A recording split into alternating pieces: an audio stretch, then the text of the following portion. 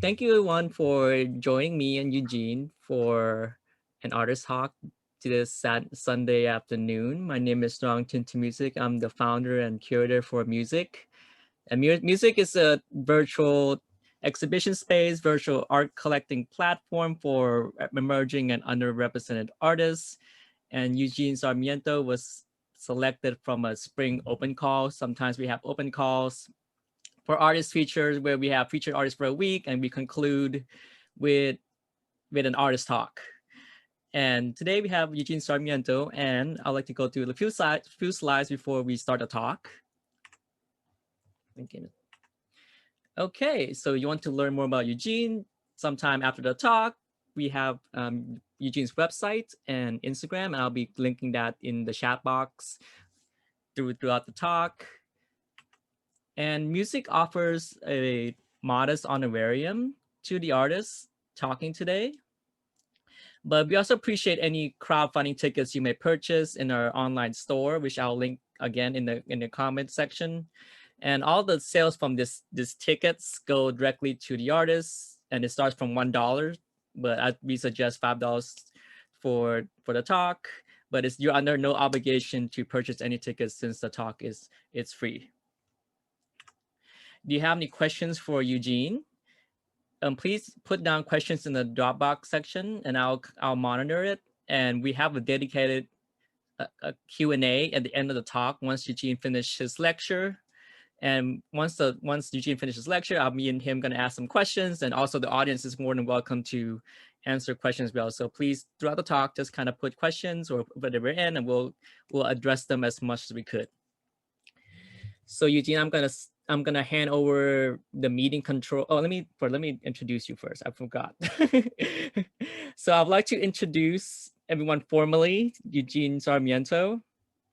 Eugene Sarmiento is a visual artist living in Lexington, Kentucky. Eugene received his BFA from the University of Texas, Arlington in printmaking, and his MFA from the University of Kansas in printmaking and drawing. He enjoys spending time in the gardens, smelling the roses and drawing them, listening to Outkast in the studio, admiring the works of William Blake, and making zines about time's perpetual existential dread. Okay, now I can hand over media control to Eugene. Cool. Thank you so much, Narong. And also, thanks for this opportunity. It's super cool to share. And I think I was talking to Foucault, of course, of all the artists you have on your platform. They're all super interesting, and we found a bunch of new artists from there, which is super cool. I like to search and find things like that. It's just super interesting for practice. But yeah, I'll go ahead and get started on my presentation. And let me just share the screen. Cool. Is that good with everyone?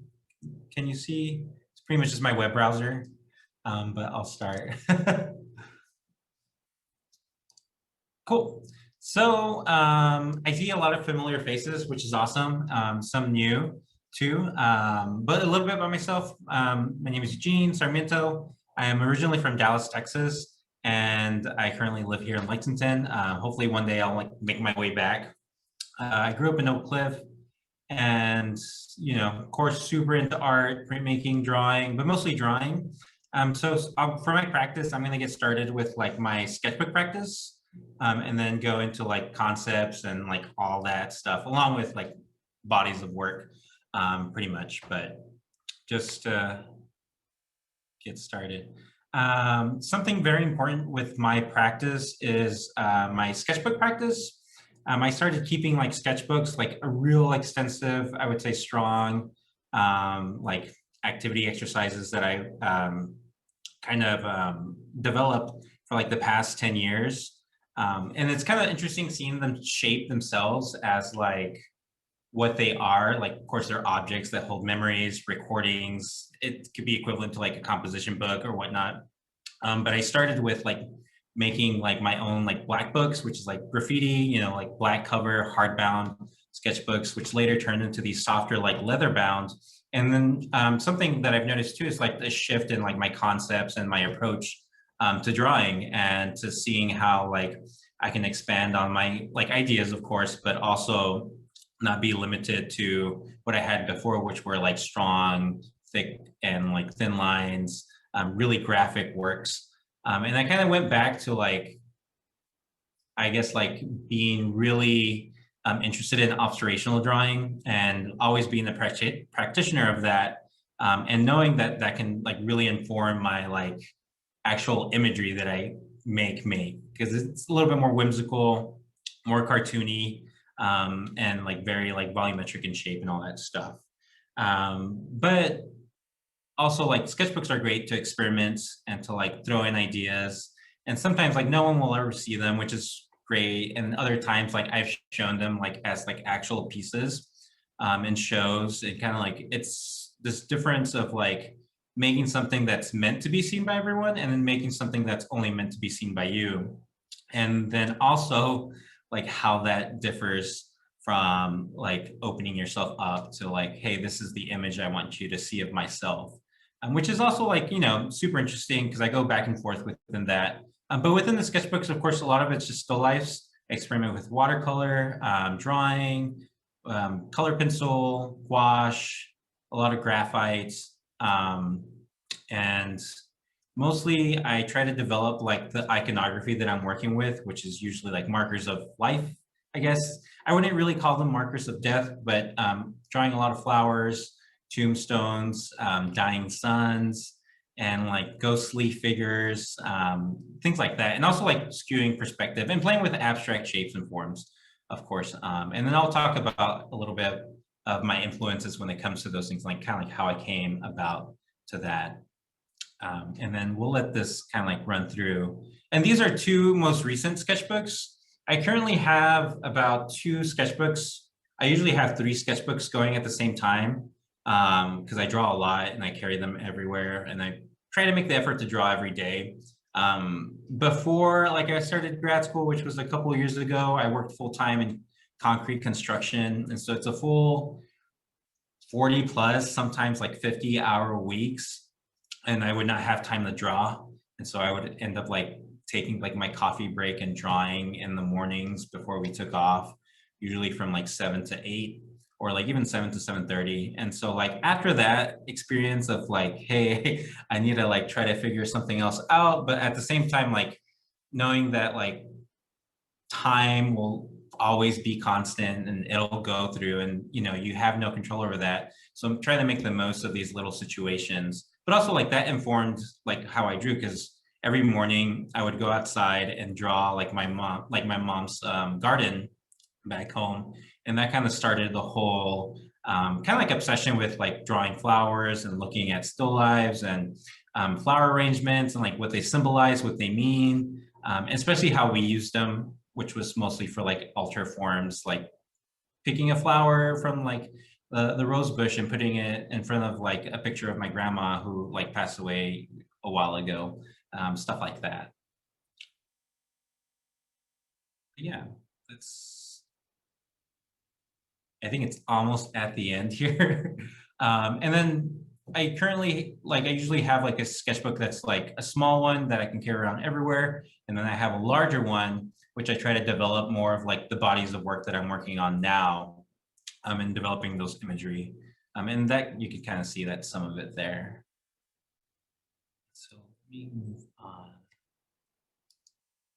Cool. And so some of the earliest influences I had on like looking at art, or like really not even like seeing it as art, was Carmen Lomas Garza. Of course, Texas native, I'm a Texan. Like this we're really exposed to, and like the book I remember is like Cuadros de Familia. And of course, this is like family pictures from 1990, I believe is when the book came out. I remember like going to the library and looking at it. And also like, it's so interesting seeing like the range in color, perception, perspective, all that stuff, but also that's very illustrative. And I feel like that kind of stuck and like tagged along my entire artistic career. Of course, like throughout school, you kind of learn that you can draw realistically, or you try to replicate everything that you see as accurately as possible. But there's something that like, you know, of course you lack. Usually it's like concept or technicalities, like either or of the spectrum teeter to one side. And so like within this, it's like, I feel like a good mixture of both. And of course, like I'm not realizing this when I'm like 6 or 7. This is all like so later because like nostalgia kind of kicks in, and there's a lot of like living in the past, but at the same time knowing that that informs our future. And I kind of take that stuff like not for granted and really try to dive into it at times for my practice. But of course, like day scene and then like a night scene. And so it's really interesting to see the play of light also with like the figures and like actions that like I take part in myself too with my family. Another influences was also like lowrider culture, lowrider art. My dad, well, growing up, my dad had 2 lowrider cars, and I remember like running around the cars, 6 or 7, and then also like seeing photographs of them. And so it's kind of interesting because he had a blue and a red car, and I kind of like stuck to those 2 colors whenever I make work, but also like knowing that like there's something about these objects that are so shiny, like form, and all that really informed in like how I draw now, especially with drawing with graphite, or like almost like realistically drawing, but not realistically drawing, because of course I did not know how to, but you kind of want to replicate what you see. And of course, like it's all about how shiny it is, how much chrome, like what are the highlights and where are they at. And then that really informed like drawing figures, volumetric shapes, things like that. And then also like I listen to a lot of Tejano music, which I still do now. And it's like super romantic music, and it's somewhat cheesy, but it's also like particular to Texas, Chicano as well. And so like I grew up like listening to that, and this was my favorite group, La Mafia. I actually like had a hat like the guy there, and I kind of wanted to dress like that too, which is kind of funny. And then I remember one time they came and they played at like, I think I grew up around Weiss Park, I think that's what it's called. And they played there, I think later when I was in high school, which was kind of interesting. But if anyone knows those areas in Dallas. And then going through, I grew up watching Little House on the Prairie, which I feel like really informs like my concepts and like ideas about life, romanticizing on emotions, but also like this perpetual hardships that we go through. Like this show is like the epitome of that. There's so many sad moments along with happy moments. Like they tackle like concepts of like drug abuse, rape, racism, but also alongside of like adversity and truly just trying to survive. And then also like Charles Ingalls is like the most wholesome figure ever, especially like looking at the show. And it's kind of interesting too that like my dad and we would watch this all the time.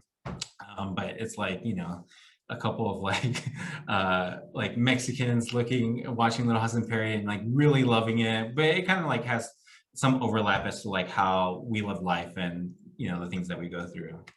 And then this is the last reference of like pretty much growing up. One of my favorite characters growing up was Eeyore. And then the complexity of this character is really interesting because you don't realize these things when you're younger, but as you get older, like, oh, this guy like was super depressed, anxious, like all these emotions and these like, you know, kind of like demons we battle every day are so like ingrained in like my everyday at times, but at the same time, like it made sense why like I gravitated toward this character and I really like felt empathetic for Eeyore. But at the same time, like there's so many like psychological and like human condition-esque things happening, which is kind of like, you know, really interesting. Also it's sad and talks really slow, which is funny. Before I get started on my body of work, some other, like another artist that I really am interested in, like, you know, love looking at is David Trigley. A lot of like anticlimactic work, which is really funny, ironic too. And so these are 2 that I picked to show, like meaningless, which is meaningful at the same time, and your tears, tears of the world. Just like super funny and like, and also like something about like looking at certain artists is that they play with like the basics of like making art, like elements, or is it principles of art, elements of design, or I think I have them mixed up, but something like that. The stuff that you learn in school, like in 2D design class, like just sticking to that and making work about that, or like intuitively also like helps out too. Cool, so the next couple of pieces are from a body of work I did in 2019, which is part of my thesis work called From Rags to More Rags. The idea of like going through life and like really not coming up to those riches but you just end up having more of like the less that you had, like really despondency playing in, knowing that things aren't going to get better, but they are like situated in where they are tolerable. And that could be anything from like just like waking up every day and knowing that you have to go to this 9 to 5 job, or you have to like, you know, pretty much be born into a society that really is capitalistic and there's no end or out from it unless you totally like, you know, like release yourself from like societal norms and like not to become savage, but like you have to like really break away and do something different, which I think like is a little impossible to at this like time and age, especially with like internet and all these other things. But I don't know. It's like romanticizing about those things, but knowing that they probably won't really happen for myself and generally. But this piece is a large canvas oil painting, which is like, I think like 12 feet by 9 feet, if I, maybe less than that. It's titled An Excellent Choice for a Poor Factory in Heaven. And I play with these characters, Soul, and Soul is like this malleable being that really produces energy and it kind of like creates this life cycle. I kind of became interested in these ideas from thinking about like William Blake and other like poets and artists that really try to create stories as to why the human soul is the way it is and like what happens to it after death, are like, you know, I'm the vessel or like the shell and then there's something else in me, the inner, but also trying to play where like what happens to these, like the essence of something and where does it go. And then here is just trying to like really show that there is a cycle of energy, and of course like flowers play in and there is a dying sun, almost like this is the perfect cycle for life to continue, and then also for these emotions to be kind of like brought out. And then the little plaque card, it says to be shallow, even better than death, and more of a play of like, almost like what's the meaning of life and how does this really affect if I do dwell on it. And also like the privilege of like philosophy, like that people can take the time to think about things when others have to like pretty much just work to survive. And then William Blake is like, of course, someone that I looked at for this work. This is titled House of Death. And I came across this work, my like English literature class. Of course, it's Old English, we learned it in high school. But also like, I didn't really know he was a printmaker till like way after. And so that kind of clicked in the imagery and text and illustrating your own like narrative too, and having like that control over it. Like was really attractive to me and like my work. But of course he uses characters of biblical characters, usually godlike characters.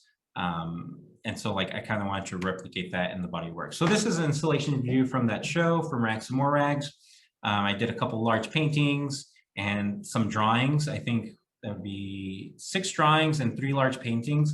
And what I try to do is play with the idea of like value within each piece. So I gave myself the same amount of time to create the drawings as I did the oil paintings. And so like the oil paintings are very like raw, they're not like finished, they're very thin in paint, but it's mostly due to the time it took to really create this, which I did all this within a month span, which you can if you have like the studio time. It is a privilege to have those things, and usually like I don't try to take those things for granted either. But just knowing that like I want the same value to be applied to a watercolor drawing, even though it's like not going to last as long as oil because of like the materials. But at the same time, like I feel like in like different art world bubbles, and there's so many out there where painting is held higher than most other mediums, and you're trying to figure out why, and like maybe it shouldn't be that way, or like drawings are like the best in my opinion. But that's just like another thing of like art school battles that you kind of come across in your mind. But yeah, the 2 paintings here are I know nothing. I'm just sitting here looking at pretty colors, and then it's might as well have fun when your happiness is done, which is the center. And then the second one is the same title again. And I took these from like different lyrics from songs, from artists who really play on like the concepts that I was talking about before, about like meaning of life, perpetual hardships, but also like trying to make something out of nothing. And the title from the first one, it's from a band titled Idols. and their song was mostly about like someone being caught up and like forced to like work, which is pretty much just capitalism, like being forced to work 9 to 5 and then work till they die in order to provide, and then the next offspring is usually who can benefit from that. And I kind of take that in sense of like my parents being both migrant parents, and then I'm privileged enough to go to art school for a career, which is, you know, like kind of insane. But at the same time, it is fulfilling, and knowing that there is a career that can be made out of it too. But yeah, so going through, might as well have this close-up image of that. And I referred this piece, or I referred the Ophelia piece in reference to creating this, of trying to figure out or try to show the like journey that a soul would take in like actually like leaving a vessel and going into like space or like wherever else is the next part of its cycle. And of course, like Ophelia's, John Everett Millais painting is super like iconic. It's well known. It's like knowing that this like figure is deceased, but at the same time, there's like beauty shown in like the flowers and like the stream. And then really trying to replicate that, but of course, like it's so whimsical and cartoony, which it looks a little bit like hot dog shaped, but it's just like the energy of blue, which is like reference to water, life, all those things. And of course, the title comes from Outcast's, I think it's, I forget what the title is. It's probably that, might as well have fun because your happiness done. I don't remember, but it'll come to me. Some more drawings, how to grow a thought of substantial weight. And then within these, of course, it's like the cycle of like the different tombstones are different parts of life, but then of course it all comes around, and like the center is, you know, from rags to more rags. Pretty much the end cycle of everything is death. At the same time, it's like how you're remembered, but also like knowing that like my life is like this, the smallest speck in, or speck in the infinite line of time. So it's like kind of interesting when you think about it, especially like I don't plan on like having kids, or like leaving some sort something to my name going through. But yeah, so from left to right, these are more of the same drawings there. And this is another image of trying to show soul, like kind of the energy leaving from it and being framed in multiple kind of cases, knowing that that can go through. And then of course, like the flowers, this is all watercolor and color pencil. So watercolor first as an underpainting, and then color pencil on top. Of course, the center is just graphite and color pencil as well. And I think this is the last drawing from that series, Pocket of Good Times, trying to create shadows from like soul, and, you know, the whole idea of like, does it have a shadow, does it not? The perception of time, and knowing that like, you know, there are some things that are like you cherish, which are, I feel like are the pocket of good times, but then at the same time, like those things that you don't cherish can also be the pocket of good times, when you just kind of don't remember. It's almost like watching a video of yourself from like 10 years ago and then trying to like remember those times, and you kind of don't, but then it's like a whole new person you're looking at. The next couple of drawings are from a different series I titled Windows, which is like the same action of trying to create or trying to depict energy leaving an object. And this kind of came about from like watching the flowers. Like I would collect flowers and stick them in my studio and kind of like just watch them dry out. And then trying to think of like, okay, like why am I doing this? What is interesting about this? What do I want to try to achieve and replicating that? Of course, like you can't really achieve like drawing nature or like presenting from nature, or not presenting from nature, but like that's the only thing you can do is like reinterpret nature, but it's not going to be as like beautiful as like, you know, seeing like the most magnificent sunset or like watching waves crash. It's just like almost like impossible, but we want to strive to do those things. Maybe like virtually we can do those things now. But this is titled, I Know I Can Give a Little Bit Now, and then the other ones I got a little bit left, which is two different trees from two different seasons, and really trying to show like that, like pretty much like the transformation that I was going through myself of like why life, or like other things of like going into different careers, or also like just seeing myself change and trying to show them as two different pieces. And I think this was like the last year in between like December to like May from the last year of my like grad school experience. I'm also like super into printmaking. So there's a little dry point here. And this is also the same thing of watching flowers kind of like decay and wanting to replicate them, but also creating them with like specific energies and colors and movements and shapes, and trying to be really expressive as well. And I think this is the last from like that series, which is fairly after I've completed that series, Plight, a Light.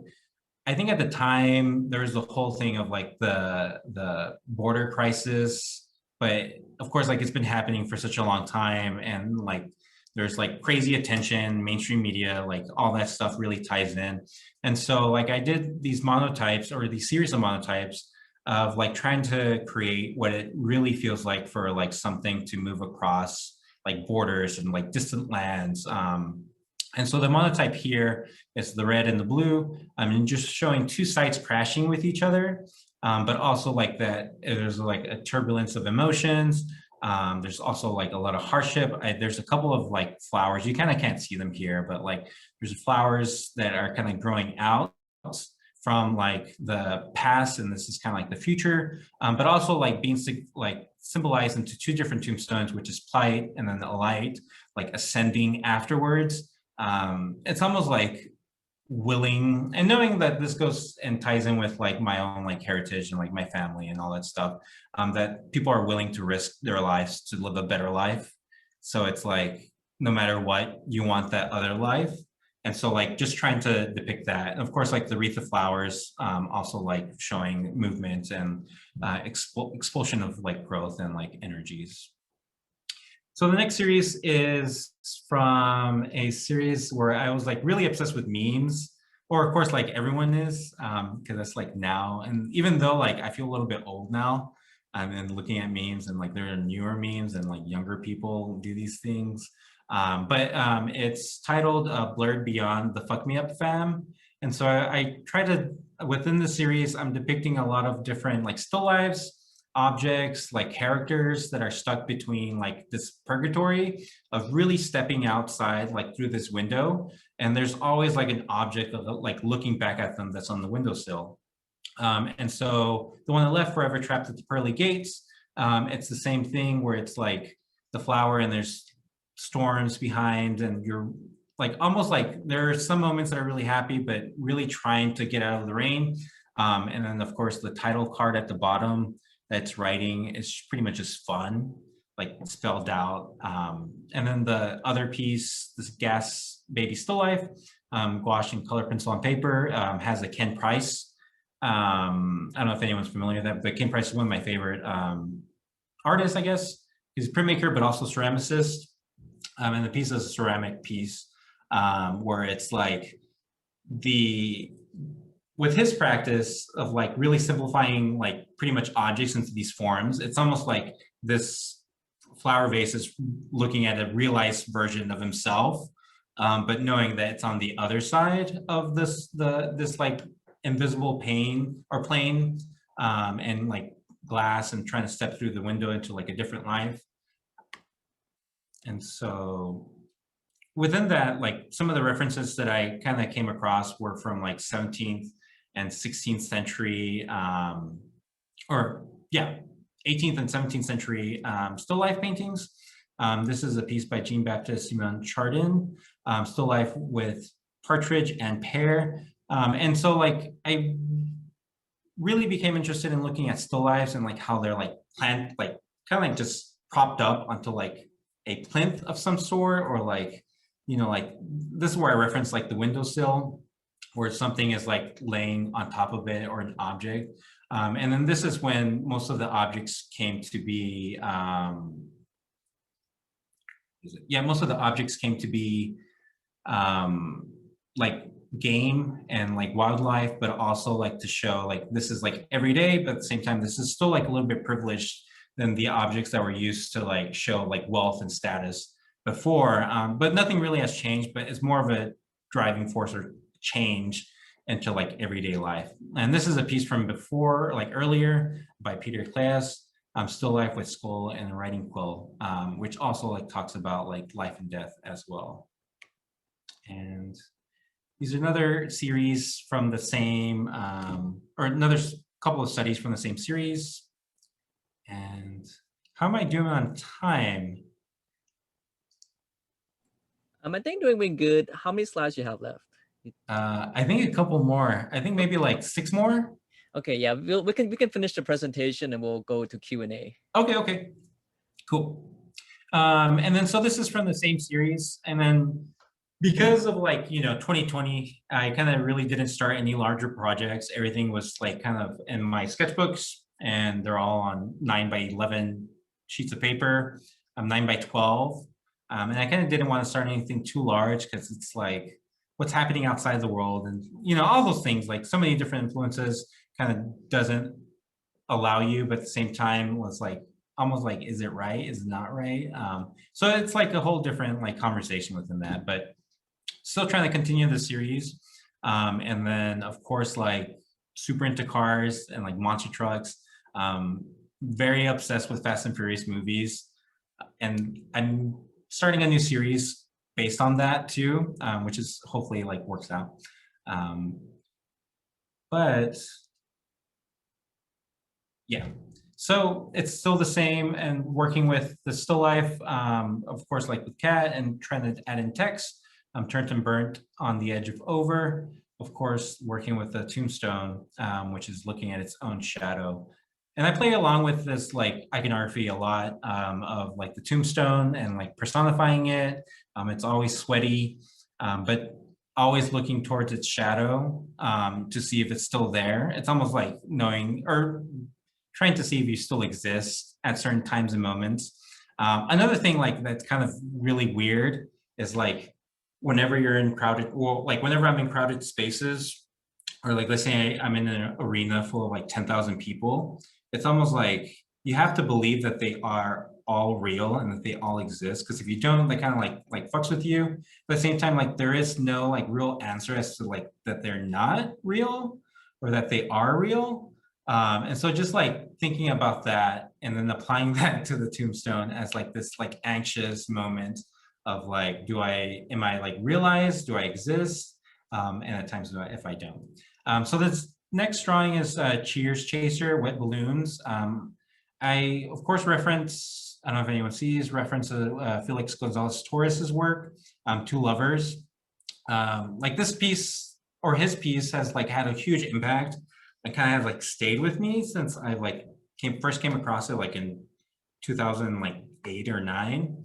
I worked at the DMA, and I think the first day I was stationed at a gallery that had his piece, but his piece was like in the African section, which was kind of weird. And then there's a whole nother conversation about like how curators and museums are working now and how they worked before, and like all these things that I disagree about with art and stuff like that. But it was just kind of really interesting to see those pieces there and being stationed underneath them and guarding them, but not really guarding them, but guarding everything else. As a gallery attendant, but like staring at them and like reading about it, and then coming across more research about it. And it's like it's probably the most moving piece like I've ever come across as like an art object. Just the idea of like not finishing at the same time. Your like lover dies before you, but of course, like with him and his partner. And so it's referenced here in another piece there. The text says Cask Holder, Cheers Chaser. And it's the same thing of like trying to chase like a little bit with like Instagram, but gratification from making work. You want to be cheered and praised. But at the same time, it's like not meant to be seen from everyone else. And the same goes for like these wet balloons, like the end of the party. And within that, like the tombstone is starting to grow like another being out of it, which is like the flower. Instead of it coming from the ground in front, it's usually sprouting from the head of the tombstone.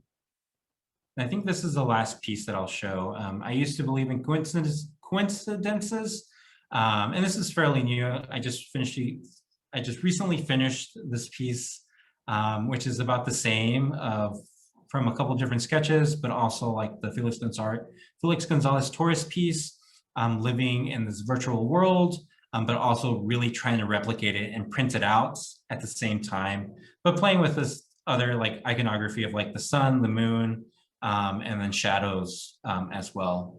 Also, like something to point out, the prolific tattoo on the arm. We came across someone that had like prolific tattooed on them, and I thought it was like really like interesting and like super bold for someone to like, you know, have that. But at the same time, like knowing that like that is like something personal, and that like they want to see that all the time, or like in themselves, or like not even that, like it could just be like a dumb tattoo, but like that kind of stuck in as to like what we hold and what words we associate with ourselves. And of course, like, you know, something to strive for. Oh yeah, okay, so this is the last two. This is just process shots of my, process shots of my drawings, color pencils. This is a piece that I recently did as a commission for someone father's birthday. And so like they gave me a prompt, and usually I start with watercolor and then I go in through with color pencil after that, creating highlights. And it usually doesn't take too long going through them, but of course the sketching process is the longest process.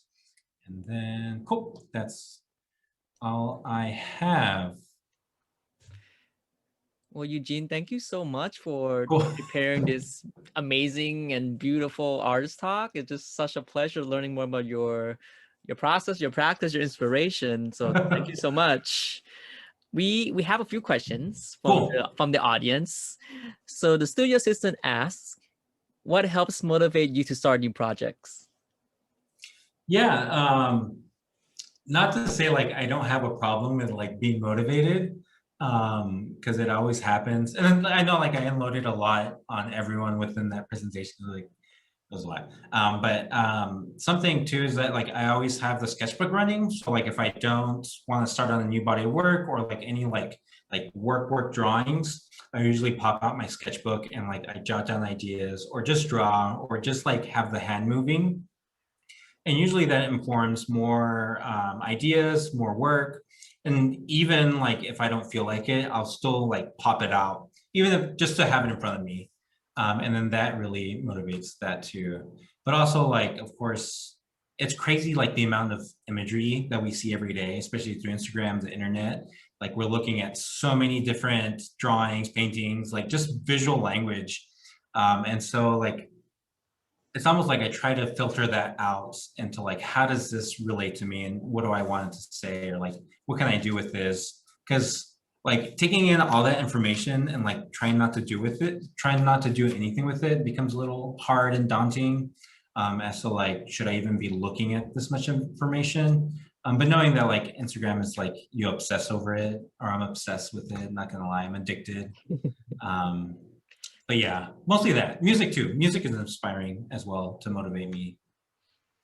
Another question from the audience. We have Tristan asking, when are you approaching your artwork / observations of life? Do you think about connecting your audience to your work? Can you repeat that?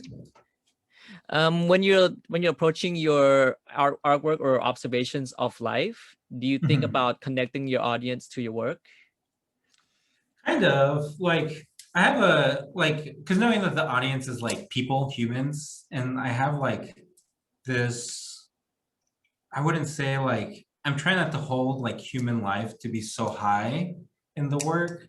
And so I try not to like show figures and try to show everything being personified through these objects, but also like trying to draw like these objects that are universal to everyone. Like, of course, death is universal, life is universal, and flowers too. And hopefully like making those connections within other people, especially if they come across the work. Because there's already like a written language to like these markers as to what they mean, and like trying to keep that same dialogue going as well. I notice a lot of different styles you put in your work. Sometimes you have like a printmaking in like the center, and you kind of frame it with a painting or drawing, and it just seems so seamless. Do you have any thoughts about mixed media work versus like a pure straight one media work? Yeah, I it's hard to do like a one pure, like unless that's like your medium of choice and like you just don't want to do anything else. But with printmaking, like you kind of can't do that because you use so many different chemicals and like materials to create a single print. And so it's like involving sculpture with like drawing, with painting. And then also like, let's say if I were to do an etching, it's either like oil based ink along with like the copper itself and then specific types of paper. And then knowing that like these things have to come together in order to make the object that I want to make or like the image. And so like it really helps in like knowing that I can do like these things in mixed media, but at the same time, it is limiting because it's only like those materials you can use for that process. And I feel like that also translates into like my drawings as well, especially sticking with like watercolor. And like the process too, like it's watercolor and then color pencil on top. So it's pretty much like your layers and then your key on top of that to finish out the piece. And so that kind of informs the drawing as well. Yeah, I think you know what, it depends on what the work calls for. Sometimes you don't be like, oh, I need to just do printmaking, or I just need to do acrylic. Yeah. I think a lot of the based on your work, it just seems like whatever as you go, then Mhm. it what is. I think we have a question from Ruben. You can unmute yourself if you like. Yeah, that was great.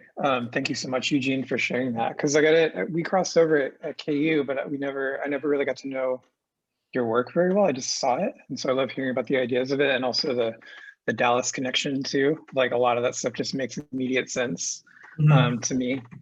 But one question I had was, where do you kind of source your inspiration of color? Because your work is so Mhm. there's so much color in all of it. So like, where are you pulling from? Yeah, mostly it's just from like definitely like my own culture, like looking at a lot of like Mexican modernist paintings, which I did throughout, and I still do now. And they use a whole array of colors. And it's kind of like the only surrealism that I like to look at is usually from that time. And then they don't even consider themselves surrealist too, which is kind of interesting. But looking at like that, and of course, like really just experimenting and trying to explore more colors.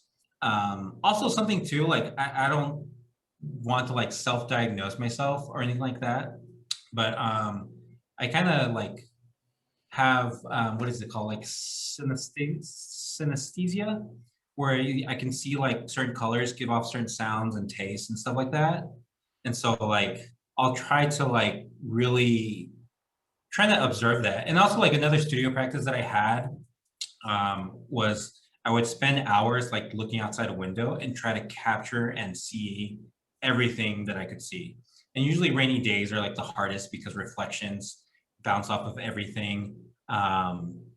And like there's shadows moving. And if you really try to pinpoint everything and you try to like replicate those colors, it kind of end up being like really saturated if you stick them out from like the area that they're at and you place them against like other colors. Also, like I read a lot of like color theory, like Interaction of Color by Joseph Albers, of course, is like a main thing or like main reference in like understanding color.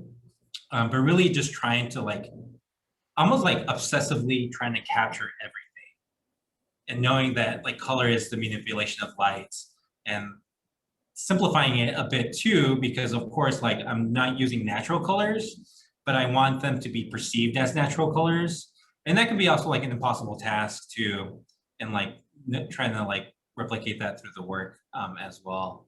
But it's mostly just like really wanting to capture everything when it comes to like color, like the whole spectrum all in one and making it cohesive too. And like, you know, making it exist with each other.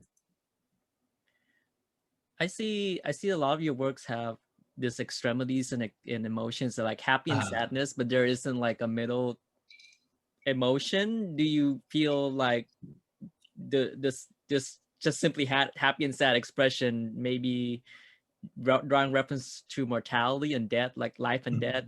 Do you feel like this happy sadness kind of draws to that? Yeah, for sure. Like I like to describe it as like melancholy, for sure, of like that life is beautiful and like but at the same time it's so chaotic. And especially like, if you think of like being born into like, let's say like now society where like you have to somehow try to work that 9 to 5 in order to survive. But at the same time, there are like enjoyable moments, but then there's other things you don't want to do. But like also like trying to think back as to like developing emotions and knowing that there aren't like one spectrum or one other. It's like there's so much gray area in like all these different like scenarios of life, but also like emotions too. And then trying to simplify that too, but at the same time like show that there is like a complexity within like the single emoticon, which is like the happy or the sad. It's kind of like, it becomes like a little complicated because I don't want them to fall flat in their work. And so that's usually where like I try to really play with color to bring out like more of an emotive response from a viewer, but at the same time trying to dumb them back down, not to dumb the viewer, but like to dumb the imagery back down to like that like single happy or sad. But at the same time like playing with like melancholy. Mhm. Yeah, I think it's like the extraction and distillation of the work. You just simply just get its essence. So instead of trying to be so convoluted, I just feel like just the bare. I don't know if you feel that you can truly feel the soul, like you were trying to Yeah. explain of the piece. So I feel like as a viewer, is you feel that too. We have one last question for you before we wrap up. What is next for Eugene Sarmiento in terms of art career or just simply life in general? Yeah, I don't know, mostly just drawing. Like I love to draw, and if I'm able to draw for the rest of my life in my sketchbooks, like I feel like that's like good enough for me, like being happy. But I definitely want to like try to like teach somewhere full time because I'm currently adjuncting, and then I teach a bunch of workshops. So like the gig work is so fucking hard. Like to make sure you have like things lined up in order to survive, but at the same time, like this is like kind of like understood as to like how you have to get through things in order to get to the next step, which I feel like is kind of shitty too at the same time. Like in order to get that full-time job, I have to like keep doing this for like a little bit longer or try to build up that resume and like all these other connections and these other things. But definitely want to like land and like teach somewhere full-time as like a full-time professor. Mostly like I want to try to teach at a community college because I got started at a community college. I went to Cedar Valley and Mountain View. They're in Dallas. And so really just trying to find my way back to that. Because I feel like it's such a interesting like part of like the college education system and like teaching those because the whole point is to springboard someone out to like a 4 year and then so on so like further than that. But at the same time, like some of the best educators that I've come across in my career have been all at community colleges. And I feel like I kind of want to do the same thing. Well, Eugene, we wish you the best of luck in your art career, and hopefully you'll get that teaching position down the line. I'm Yeah. absolutely sure that you make a great professor, full-time professor, and just keep on churning out your work, making more. We are here to support you and be just so glad to be part of your journey. Thank you so much for having us for your talk. Cool. Thank you so much for listening and for showing up. I didn't expect like this many people. I was like, okay, cool. Well, everyone, have a fabulous rest of your Sunday, and we'll see you soon. Bye. Yeah.